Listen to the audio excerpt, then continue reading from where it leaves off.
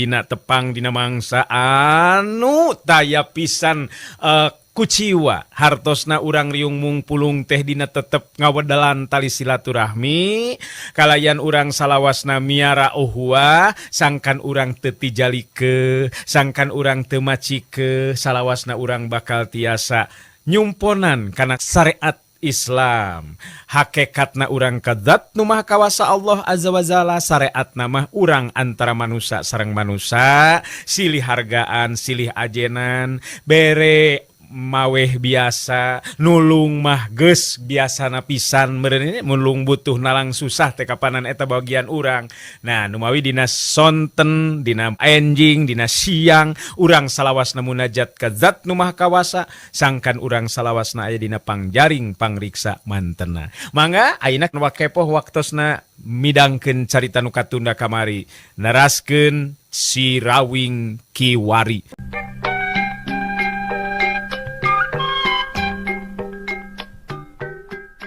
Ai si Rawing harita teu bisa cicingin.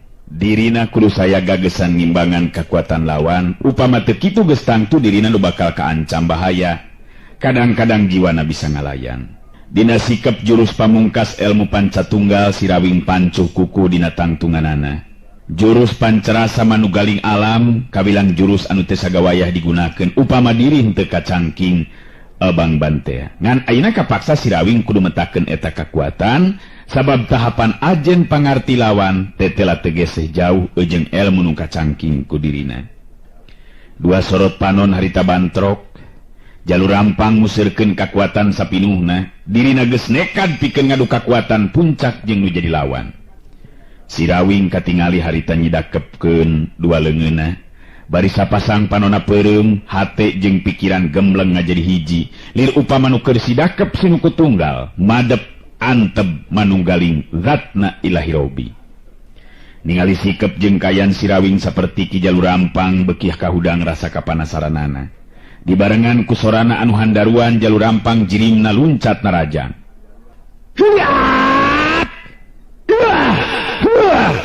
Jalur rampang harita naker kakuatan tanaga lapisan.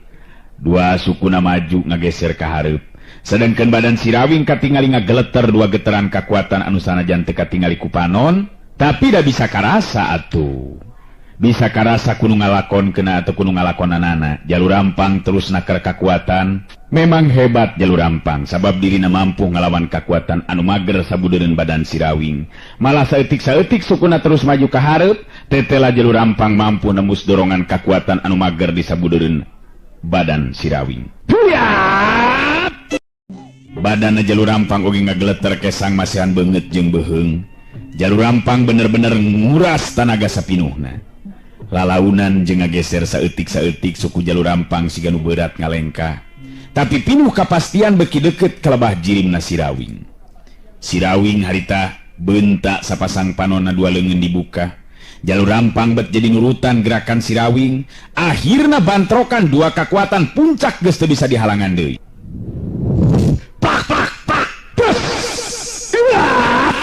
Dua pasang leungeun harita patarema dua leungeun katingali silih dorong kadenge dua sora nu handaruan antara sola jalur rampang jeung sorana si Rawing.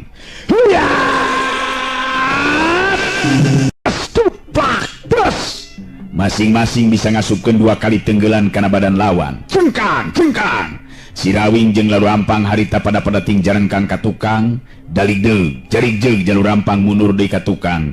Terus luntad solontod jarig jeug paroman katingali sepapias taya getihan sarta tina sela-sela bibirna katingali aya warna beureum anu ngalei turun mapai gadona.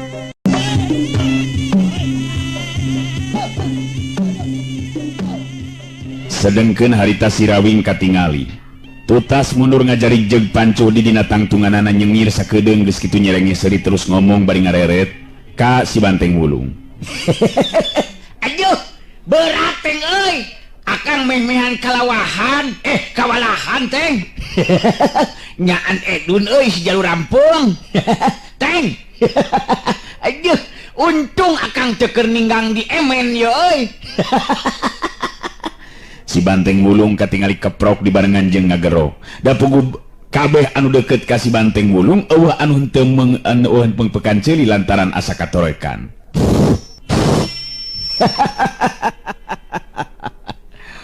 Aduh.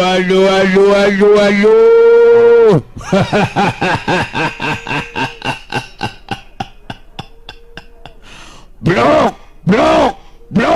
Ngitung tukang ngawing-ngawing. Ngeta kakara jago nguing.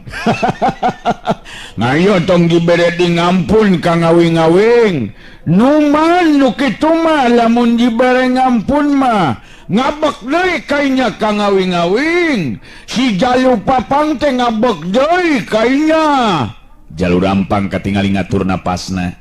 Karasa tina jero dadana aya nu nyurungkuy, mangsa hayang kaluar kabilang getih anu haneut keneh.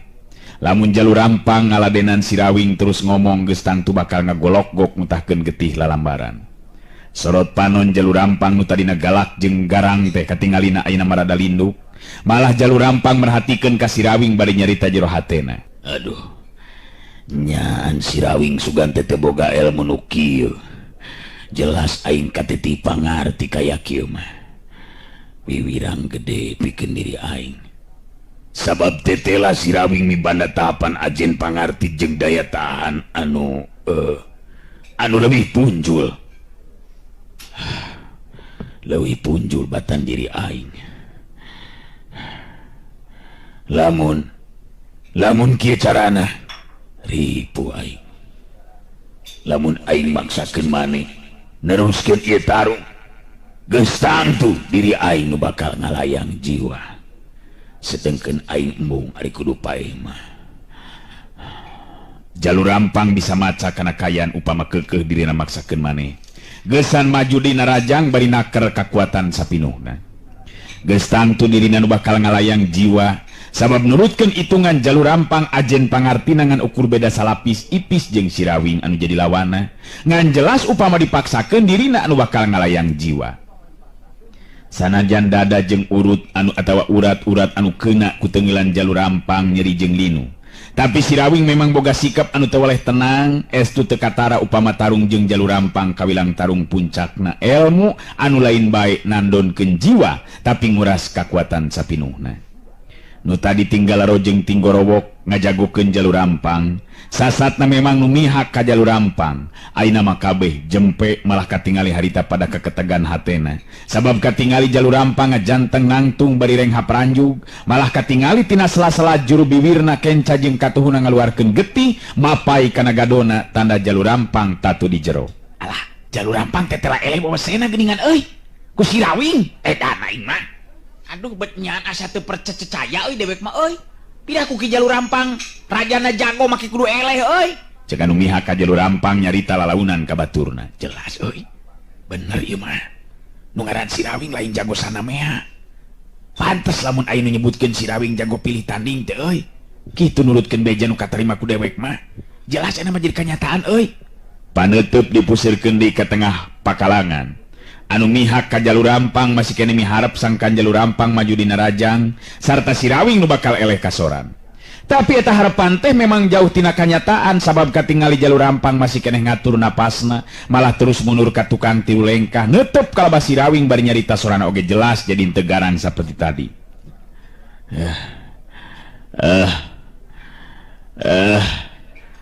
Maneh memang hebat Rawing.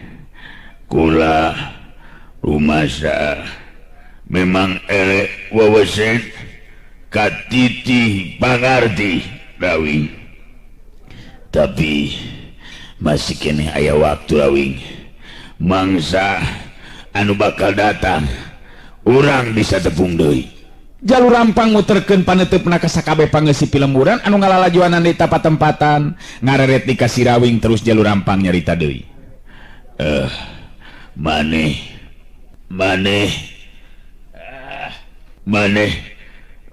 ayeuna unggul Rawing. Maneh ayeuna unggul Rawing. Tapi dina poe nu bakal datang, dewek bakal neangan di maneh geusan ijen panungtungan. Mangsa ngadu jiwa. jalur rampang terus ngacorelat luncat ninggalkeun eta patempatan si Rawi ngajgero ka jalur rampang.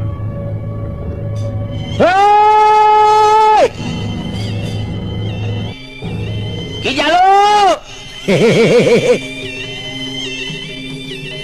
Reka mandu. Eta di ka mandu. Kumaha ieu teh? Teu pege ieu mah yo. Jual terus indit weh. Rupa-rupa pisan ieu mah yo. Sugan teh nya. Tarung teh dipikeun ka paeh. Ari pet teh betaheun keneh hayangeun keneh hitut hirup kuningan ke jalur rampung. Atuh sarua bae tah mah jeung kuring. Si Rawing teu terus mudag ka mana ngajorelat luncatna jalur rampang. Ari sabab satengah nya mikeun jalan pikeun manehna tos jalur rampang. Harita sabab ka tengah pakalangan harita ini datang nyampeurkeun nyatana Ijon salah saurang jagoan jalur rampang teh. Si Rawing serog pasang kuda-kuda bari nyarita. Ai, op. Iya, erek neon ya Kang Jang Ijon. Maju tarung ngalawan Kakang.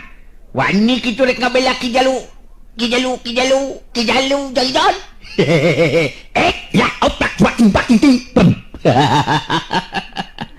Ijon harita nyembahkeun dua leungeunna ditujukeun ka si Rawing bari terus nyarita. Duh, teu pisan-pisan Kang Rawing. Namun abdi teh katengah ieu pakalangan teh sejangan dugikeun caritaan pang-pangna maka sakabeh pangeus lembur Karang Jago nu ayeuna ngabandungan kana lumangsungna ieu kajadian. Oh, arek nyerios. Erek nyerita. Erek biantaruk mereunannya. Peda Kang beunang nya aya dina kaungguleun. Nya pekan gue nya. Sok nya Jang Ijon biantara. Cicing teh lain ngacung-ngacungkeun beleungeun. Ieu Ijon jeung ngarek ngomong heula cenah yo. Ijon katingali nangtung di gigireun si Rawing. Di tengah-tengah pakalangan muterkeun panetupna ka sakabeh nu aya di dinya, teu lila terus manehnya nyarita. Ka para dulur-dulur pangisi lembur, kadang warga nu pada ngabandungan lumangsungna kajadian di ieu tempatan. Tadi urang geus kasaksi lisan Ki Jalur Rampang. Upama dirina eleh jajaten ku ieu Kang Rawing, mangka dirina bakal lunta ninggalkeun ieu Karang Jago. Sarta Kang Rawing ngabogaan hak pikeun ngagantikeun Ki Jalur Rampang. Tamalah sekaligus Saraswati garwana Kang Rawing anu diculik ku Ki Jalur Rampang tangtu bakal bebas tina cangkramanana Jalur Rampang. Jadi ku ayeuna kitu, urang wajar mere hormatan ari sabab lumangsungna ieu tarung memang jujur mangrupa tarung jago sajati sarta nu unggul tetela si Rawing. Ijon harita ngangkat leungeun ka tuh si Rawing. Kaluhur sakurna aya di dinya ayeuna mah lir upama di komando we ngaracungkeun leungeunna kaluhur. Surak ayeuh-ayeuhan panuju jeung suka sigana teh lantaran si Rawing jadi unggulan malah kadenge nu ting gorowok nu ting galerok.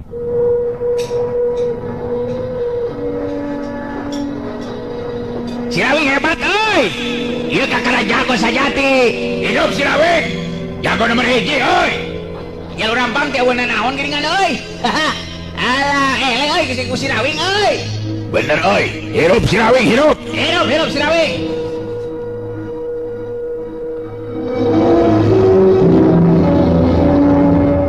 Kadenge diantara malah sora si banteng gulung anu meh nindi sakabeh sora anu keur ayeuh-ayeuhan surak jeung tinggal. Wah, koponya mah ngecek nguing oge ka ngawing-ngawing mesti menang. Moal ngeleh ka ngawing mah. Hayo nyurak nerus oi. Ka ngawing hebat, ka ngawing-ngawing.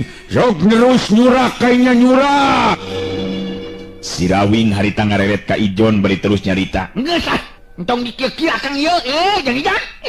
Kumaha ieu teh? Nu penting keur akang mah ayeuna bawa ka imahna Jalur Rampung, Jon. Terus akang tepungkeun jeung Saraswati pamajikan akang. Tong dikieu-kieu ah, da lain kikieuan ka yang akang mah lain. Entong dikieu-kieu. Ulah nolak Kang Rawing. ieu mangrupa sabagian tina rasa hormat abdi oge pangisi pilemburan Karang Jago anu sabenerna memang loba anu matak teu panuju salila Ki Jalur Rampang aya di dieu teh kitu tah Kang. Nya tapi ieu Kang kumaha ieu? Geus teu kuat sono ya hayang pangijeng jikan. Nu matuk ayeuna mah urang ka imanna Jalur Rampung we Jon. Akang geus sono ya hayang pangijeng jikan akang. Bro. Tilu jago anu sejena diutus bareng Ejeng Ijon teh harita datang ting solongkrong ngajak sasalaman ka Sirawing. Sarua pada negrakeun rasa kabungahna ku ayeuna Sirawing unggul mampu ngelehkeun si Jalur Rampang. Malah akhirna mah kabeh jalma nu aya di dinya pating solongkrong sarasalaman ka Sirawing mangrupa sikap anu ngabageakeun mangsa negrakeun rasa kabungahna.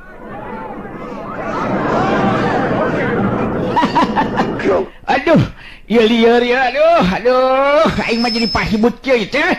Kumaha tuh? Ulah ribut. Ieu ulah ribut kieu atuh teh ge. Kuring jadi landang kieu ya. Aduh. Jon, ka mana si Jon teh? Jon, akang anterkeun lah ieu ka imahna Jalur Rampung. Aduh, aing mah ya. Kuring jadi landang kieu ya. Buru anterkeun ka imahna Jalur Rampung. Aduh, kelana dulur. Ulah ngagimung teh ya.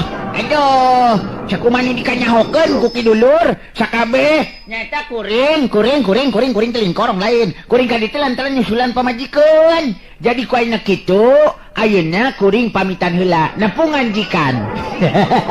Engke urang tepung lawung deui nya. Kuring geus sono ye sabab sabenerna mah geus lila. Henteu pangijeng, sanes wacuy, pamajikan kurain. Hai lurah. Hai Jon, anterkeun akang ka imahna Jalur Rampung. Aduh, liar ge. Ya gas.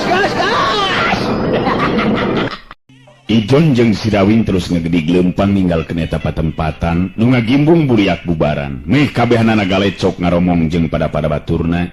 Taya deui nu jadi bahan caritaan kajabat tingaran Sirawing. Nu geus mampu ngelehkeun wawasena Jalur Rampang rajana jago di eta pilemburan.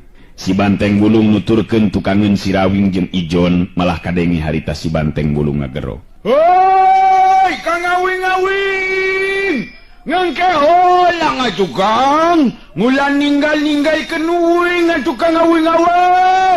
Mangenyang uing ditinggalkeun ngangke moal milu ngariung daang euy. Dangoan atuh Kang Awing dangoan. Tapi da puguleng ka si Banteng Bulung teh pikiraneun atuh. Dina waktu nu teu lila oge geus bisa nyusul. Sirawing ngareret ka tukang kalebas si Banteng Bulung bari nyarita. Cik atuh euy tong, entong gogorowokan bae atuh euy. Ari lebah ngariung daang mah teh. Bet nyerakeun pisan ieu mah boga dulur teh ieu mah yo. Engke geus jelas akang tepung jeung Saraswati, tangtu Ijon oge bakal syukuran. Mun citayamna oge 8 cenah mah. Lain kitu jang Ijon. Beres oleh eta mah Kang. Pokona mah Kang Rawing kudu nganjang we ka satiap imah nu aya di lembur. Puguh memang kitu kabiasaan nu lumaku di ieu patempatan. Ti kajauhan katingali aya awewe kolot anu leumpang gancang bari nyingsatkeun sampingna. Anu si horeng teh taya lian ti Maukem geuningan harita nu nyusul ti tukang teh. Akhirna Sirawing jeung Ijon nya kitu di si Banteng Bulung muru asup ka jero imah. Tulila torojol datang Maukem terus nyamperkeun ka Sirawing bari ngasongkeun dampaleungeun ngajak sasalaman. Mata ditiditu untuk kebagian sasalaman ujang. Nyaan hebat yang Rawing teh. Ki Jalur Rampang nepikeun ka kaburna lantaran era meureunnan eleh tarung. Beuteu aya nu nyangka atuh jang Rawing. Hihihi, ari mah teh saha ieu teh? Aduh, keur kabeneran eta mama da puguh lantaran Jalur Rampung aya di pihak nu salah, nu matak eleh ku kuring. Ijon nu harita nerangkeun ka Sirawing yen Maukem teh kawilang Babu Satya di imahna Jalur Rampang. Ieu teh Maukem kawilang nu maturan ki Jalur Rampang ti sabang prak Jalur Rampang bubuara di dieu Kang Rawing. Malah tangtuna we meureunan leuwih nyaho kana kaayaan garwa Kang Rawing. Nyamanya kumaha ina garwana ieu Kang Rawing nu jenengan Saraswati teh mah? Maukem harita ngatur napasna heula. Dan puguh leumpang gancang satengah lumpat pantes lamun capek teh. nu matak nganyusul ka dieu teh segera diukeul Jang Rawing pugari emak nyangka teh cugan be gitu tah aya di tempat panglalajoanan tapi teteh labet eueuh geuningan atuh emak teh jadi bingung nak ka mana kitu tah. Si Rawing kerung netep antep ka Maukem telila terus harita nyarita deui. Nyaan teu ka hati mah teu ka hati wing mah ngomong kitu-kitu bae mah. Mate omong ka saha bieu teh ka kuring atawa ka Ijon? Henteu teu ka hati sama sakali mah. Wah, si Kang Awing mah nyelenon wae euy. Biar nya si ngemate ngomong ngamun ngenggeus lapar mah nyeuna ngayeuna ngogerek ngerek ngarek ngakol dan nyanguna ngenggeus nimus. Ngapanan kitu na ngomongnya si ngemate? Alah, ieu mah ye teu ngeunaheun nu geus hayang barang hakan yo ieu mah yo. Kadinya bae terus pikiran teh. Lain-lain kadinya maksudna teh cik kumaha mah naon anu dimaksudkeun ku caritan mak teh kitu. Ijon oge netep antep ka Maukem bari nyarita. Bener mah cik terangkeun nu jelas kumaha maksud mak teh ngarah Kang Rawing oge kuring bisa ngarti kana maksud caritan mak bieu. Maukem narik napas panjang telila terus nyarita deui. Nya jadi maksud emak teh pamajikan Jang Rawing nyatana Nyai Saraswati teh tadi teh apaan dikerem di jero kamar ku Ki Jalur Rampang malah dina kayan teu walakaya. Itu maksud kuring teh mah pamajikan kuring ayeuna aya di mana?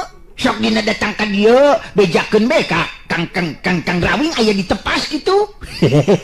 Gen be teu kudu mandi heula oge lah teu neon-neon. Gampang ke bisa bareng ari rek mandi mah. Silih ruruan. Nu matak mate bingung ieu teh Jang Rawing. Da pugu tadi nama hayang ngabejaan ka salaki ka pamajikan Ujang teh. Yen salaki Nyi Saraswati teh keur ijen mebesen jeung Ki Jalur Rampang. Tapi nya kitu atuh duka teuing ka mana atuh ayeuna Nya Saraswati teh. Si Rawing kerung ngareret ka si Banteng Wulung anu sarua harita teh netep ka si Rawing bari kerung kaget turut teu ngarti. Ya gitu maksud mate kumaha teh mak? Nya jadi maksud mak teh Saraswati gitu. Nya Saraswati? Cing kumaha? Cing sok terangkeun anu jelas kumaha mimitina. Jadi rada beda hati mah ieu teh euy. Rada kurunyudan kana hati euy. Aya naon deui nya teh nya yo? Menyang wing oge beda ngarasana ngana beuteung teh Kang Awing. Gawena teh ngan ngurubukan we kunaon nya. Beda ngarasana ieu mah Kang Awing. Nya beda ngarasana lantaran can dieusian di meureunan ilaing mah teh. Cicing geus sabar atuh. Coba kumaha mah jelaskeun kumaha maksud mah teh. Mana ayeuna Saraswati pamajikan kuring manyo. Ijon mairani caritaan bari netep ka Maukem. Nah kumaha kitu aya naon kajadian anu sabenerna teh mah? Bieu cenah cek mah Saraswati garawa Kang Rawing teh aya di jero kamar dikerem ku Ki Jalur Rampang. Terus ayeuna ka mana? Nu matak kieu geuranya. Ayeuna kumaha bakal dicaritakeun ngeunaan kajadian nu tadi lumangsung sarta karanapan ku emak. Malah teu nyangka sugan teh moal kitu tindakan Saraswati pamajikan Jang Rawing. Cik. Kumaha mah? Rada beda di we yeuh kurunyudna kana hate teh teng. Siga nama nyape di bayi mah ya teng yo. Atuh Maukem terus harita nyaritakeun ngeunaan kajadian nu lumangsung tadi.